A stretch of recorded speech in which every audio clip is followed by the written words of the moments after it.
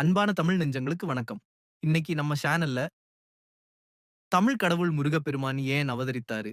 அவருக்கு கந்தன், கதிர்வேலன் என்ற பெயர்கள் எப்படி வந்தது? மற்றும் அவர் எப்படி சூரபத்மனை வதம் செய்தார் என்ற முழு வரலாற்றையும் மிக சுவாரஸ்யமாக பார்க்க போறோம். வீடியோவ ஸ்கிப் பண்ணாம முழுசா பாருங்க. பகுதி 1. அசுரர்களின் ஆட்டம். முன்னொரு காலத்துல தாரகாசுரன், சிங்கமுகன், சூரபத்மன் அப்படின்ற 3 அசுர சகோதரர்கள் இருந்தாங்க. அவங்க பிரம்மதேவர் கிட்ட ஒரு விசித்திரமான வரம் வாங்குறாங்க. அதாவது இசுப்படேடுன்னு ஒண்ணாண்டா சிவபெருமானின் சக்தியால் பிறக்கும் ஒரு குழந்தையத் தவிர எங்களை யாராலயும் அழிக்க முடியாது அப்படின்னு வரம் வாங்குறாங்க. வரம் கிடைச்ச திமிர்ல தேவர்களையும், முனிவர்களையும் ரொம்பவே சித்திரவதை செய்ய ஆரம்பிச்சாங்க. பகுதி 2. 6 சுடர்களும் கந்தனின் பிறப்பும், அசுரர்களின் கொடுமை தாங்க முடியாம தேவர்கள் எல்லாரும் சிவபெருமான் கிட்ட போய் முறையிடுறாங்க. தேவர்களை காப்பாத்த நினைச்ச சிவன், தன் நெற்றிக் கண்ணிலிருந்து 6 மகா ஜோதி பிழம்புகளை, ஒளிக்கதிர்களை உருவாக்குறாரு. அந்த நெருப்பின் வெப்பத்தை தாங்க முடியாம, வாயு தேவனும், அக்னி தேவனும் அதை சரவண பொய்கை அப்படின்ற குளத்துல கொண்டு போய் சேர்க்கிறாங்க. அங்க அந்த 6 ஒளிகளும் 6 அழகான குழந்தைகளா மாறுது.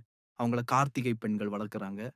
பின்னால பார்வதி தேவி அந்த 6 குழந்தைகளையும் ஒண்ணா அணைக்கும் பொழுது, அவங்க ஒரே வடிவமா 6 முகங்கள் மற்றும் 12 கைகளுடன் சண்முகனாக மாறுறாங்க. கந்தன் அப்படின்னா ஒன்றாக இணைக்கப்பட்டவர் என்று பொருள். பகுதி 3. கதிர்வேலனான கதை. முருகன் வளர்ந்து பெரியவனானதும் அசுரர்களை அழிக்கப் புறப்படுறாரு. அப்போ அவரோட தாயாரான பார்வதி தேவி அசுரர்களின் மாயாஜாலங்களை அழிக்க தன் சக்தி எல்லாம் திரட்டி ஒரு ஞான வேல் அப்படின்ற சக்தி வாய்ந்த ஆயுதத்த முருகனுக்கு கொடுக்கறாங்க.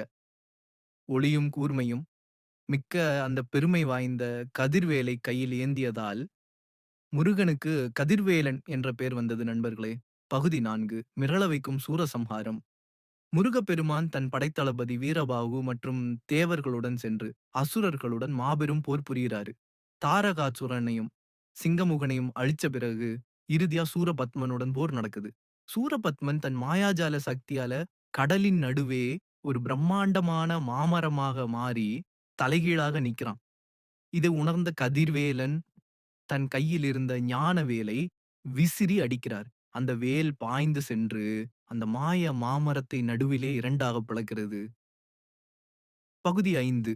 எதிரிக்கு அருள் செய்த வீரன் மரமாய் பிளக்கப்பட்ட சூரபத்மன் தன் தவறை உணர்ந்து முருகனின் காலடியில் சரணடைகிறான். நம்ம முருகப்பெருமான் சாதாரண அரசர் கிடையாது. அவர் கருணை கடல். அதனால அவனை கொல்லாமல் பிளந்த மாமரத்தின் ஒரு பாதியை தனது வாகனமான மயிலாகவும், மறுபாதியை தனது கொடியான சேவலாகவும் மாற்றி தன் கூடவே வச்சுக்கிறாரு. எதிரியையும் நல்வழிப்படுத்தி தன்னுள் சேர்த்துக் கொண்ட உன்னத வரலாறு இது. அவுட்ரோ முடிவுரை. என்ன நண்பர்களே, முருகன் கையில இருக்கிற வேல் அப்படி என்பது வெறும் ஆயுதம் அல்ல. அது நம்ம மனசுல இருக்கிற அறியாமையை அழிக்கும் ஞானத்தின் அடையாளம். இந்த கதை உங்களுக்கு பிடிச்சிருந்தா கண்டிப்பா லைக் பண்ணுங்க, ஷேர் பண்ணுங்க. நம்ம சேனலுக்கு சப்ஸ்கிரைப் பண்ணுங்க. அடுத்த வீடியோல உங்கள சந்திக்கிறேன். நன்றி, வணக்கம். முருகனுக்கு அரோகரா.